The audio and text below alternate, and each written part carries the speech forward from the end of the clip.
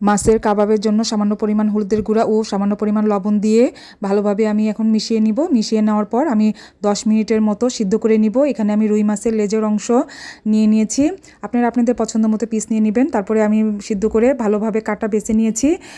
ভালোভাবে কাটা বেছে নিতে হবে। তারপর 2টি আলু সিদ্ধ করে আমি ম্যাশ করে নিয়েছি। তারপর 2টি পেঁয়াজ কুচি দিয়ে দিয়েছি, কাঁচামরিচ কুচি দিয়ে দিয়েছি, ধনেপাতা কুচি দিয়ে দিয়েছি। দিয়ে এখন আমি লেবুর রস দিয়ে দিব যাতে মাছের স্মেলটা না থাকে।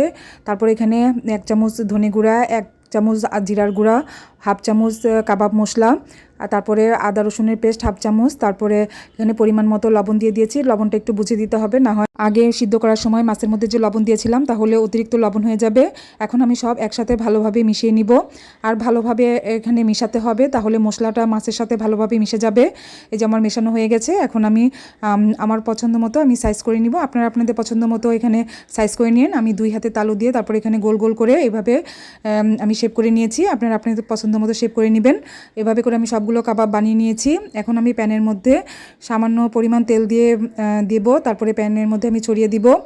আর আপনারা যদি ডিপ ফ্রাই করতে চান তাহলে তেলের পরিমাণটা বাড়িয়ে দিবেন। তারপরে এখন এক এক করে আমি প্যানের মধ্যে দিয়ে দিব। আর তেলটা যখন একটু হালকা গরম হবে তখনই আমি কাবাবগুলো দিয়ে দিব।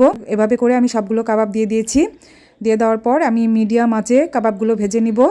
আর আর তেলটা আমি এভাবে প্যানের মধ্যে ছড়িয়ে ছড়িয়ে দিব, তাহলে সবগুলো কাবাবের মধ্যে তেলটা যাবে। তারপরে এক পাশ ভালোভাবে ভাজা হলে তারপরে অপর পাশ আমি উল্টিয়ে দিব। এভাবে করে সবগুলো কাবাব আমি এক এক করে উল্টিয়ে দিব। আর এই যে আমার উল্টানো হয়ে গেছে, আমি অপর পাশটাও এভাবে লাল লাল করে ভেজে নিব।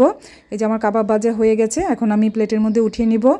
সবগুলো কাবাব প্লেটে উঠানো হয়ে গেছে। এই কাবাব গরম ভাতের সাথে বা পোলাওর সাথে খেতে খুবই মজা লাগে। আপনারা এইভাবে বানিয়ে দেখতে পারেন, আশা করছি ভালো লাগবে।